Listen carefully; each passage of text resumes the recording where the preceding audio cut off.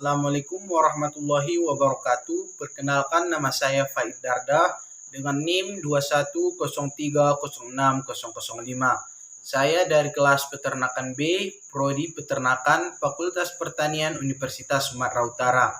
Dalam video ini saya akan menjelaskan seputar biokimia untuk memenuhi tugas praktikum biokimia saya yang diampu oleh Ibu Tati Vidiana Sari SPT MP. Masuklah kita ke pertanyaan yang pertama, jelaskan struktur molekul enzim serta berikan contohnya. Struktur molekul dari enzim terdiri dari dua, yaitu protein dan juga koenzim.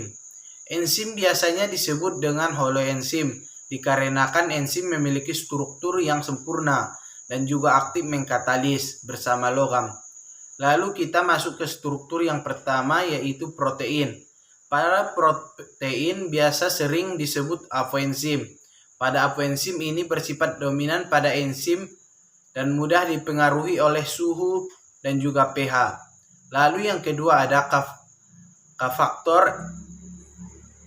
Fungsi kafaktor ialah katalis yang mampu meningkatkan kerja enzim, sedangkan ion organik dalam gugus prostatik disebut koenzim yang berfungsi untuk memindahkan zat kimia dari satu enzim ke enzim yang lain.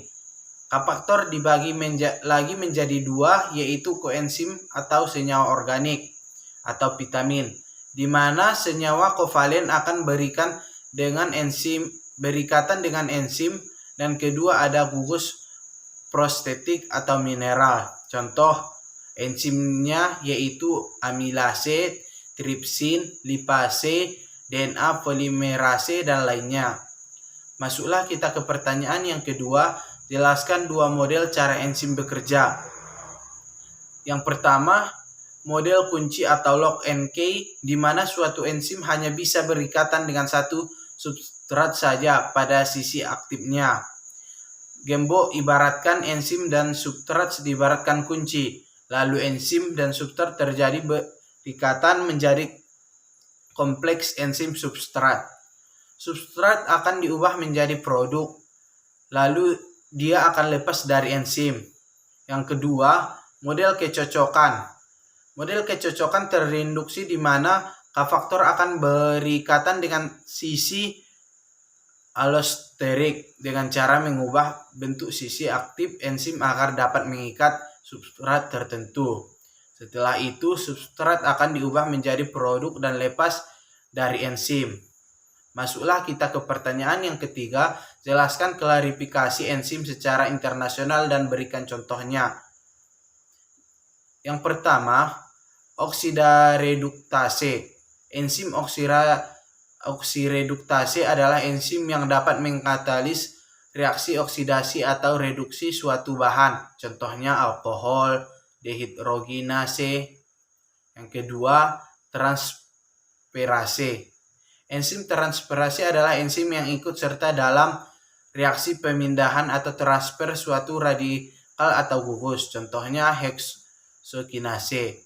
Yang ketiga, hidrolase. Enzim hidrolase merupakan kelompok enzim yang sangat penting dalam mengkatalis reaksi hidrolisis suatu substrat atau pemecahan substrat dengan pertolongan molekul air, contohnya tripsin. Yang keempat, liase. Enzim liase adalah enzim yang aktif dalam pemecahan ikatan C5C, ikatan C5O dengan tidak menggunakan molekul air, contohnya piruvat dekarboksilase. Yang kelima, isomerase. Enzim isomerase adalah enzim yang figurasi molekul dengan cara pengaturan kembali atom-atom substrat sehingga dihasilkan molekul baru, contohnya maleat isomerase. Yang keenam, ligase. Enzim ligase adalah enzim yang mengkatalis pembuatan ikatan 5 ikatan tertentu, contoh piruvat karboksilase. Masuklah kita ke pertanyaan yang keempat, jelaskan sifat-sifat dari enzim.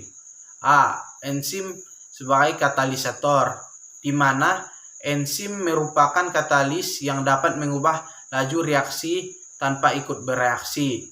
Yang B. enzim itu suatu protein. Maksudnya, struktur dari suatu enzim tidak lain adalah protein, karena aktivitas katalitiknya bergantung pada integritas strukturnya sebagai protein, walaupun ada beberapa senyawa yang dapat bertindak sebagai katalis, misalnya RNA. C. Enzim itu khusus. Fungsi enzim itu tertentu. Tiap perubahan zat tertentu diperlukan suatu jenis enzim tertentu pula. Misalnya enzim katalase yang digunakan untuk menguraikan H2O2. Amilase H-nya untuk mengkatalis amilum sebagai substratnya. D. Enzim ada yang bisa bekerja bolak-balik. Beberapa enzim kerjanya dapat bolak-balik. Misalnya lipase dapat bekerja untuk mengkatalis molekul lemak menjadi komponen penyusunnya, yaitu asam lemak dan gliserol, atau sebaliknya menyusun lemak dari komponennya. Selanjutnya pertanyaan yang kelima. Jelaskan secara singkat bagaimana proses katalisator dalam proses bekerja.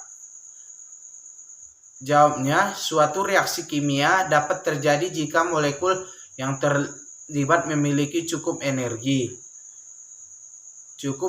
internal untuk membawanya ke puncak bukit energi menuju bentuk reaktifnya yang disebut tahap transisi. Energi aktivasi suatu reaksi adalah jumlah energi dalam kalori yang diperlukan untuk membawa semua molekul pada 1 mol senyawa pada suhu tertentu menuju tingkat transisi pada puncak energi. Suatu reaksi kimia dapat juga dipercepat dengan cara, yaitu pertama meningkatkan suhu dan kedua dengan memberinya katalis. Masuklah kita ke pertanyaan yang keenam. Jelaskan faktor yang mempengaruhi kerja enzim dan berikan contohnya. A. Suhu. Karena suatu enzim sangat dipengaruhi suhu lingkungannya. Setiap kenaikan suhu 10 derajat Celcius, kecepatan enzim akan menjadi 2 kali lipat. Yang B. pH. Semua enzim pK terhadap perubahan pH dan nonaktif pada lingkungan pH sangat rendah atau asam kuat dan pH tinggi atau basa kuat. Contohnya, enzim pepsin memiliki fofitum 2, sedangkan enzim tripsin memiliki pH optimum 8,5. Yang C. Konsentrasi enzim, substrat, dan kofaktor.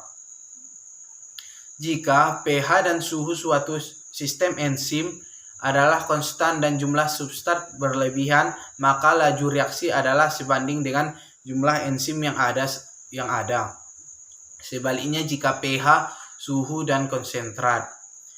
Masuklah kita ke pertanyaan yang ketujuh. Jelaskan bagaimana mekanisme feedback inhibition dapat terjadi pada enzim.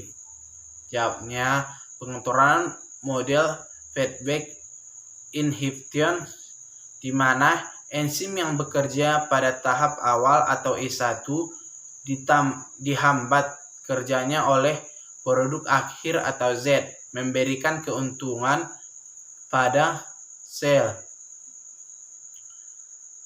yaitu organisme tersebut dapat mengatur suplai energi dan mencegah menumpuknya senyawa intermediate B, C, D selama proses metabolisme terjadi. Sekian video yang dapat saya sampaikan. Kalau ada pengucapan kata saya yang salah, saya mohon maaf. Sekian, terima kasih. Wassalamualaikum warahmatullahi wabarakatuh.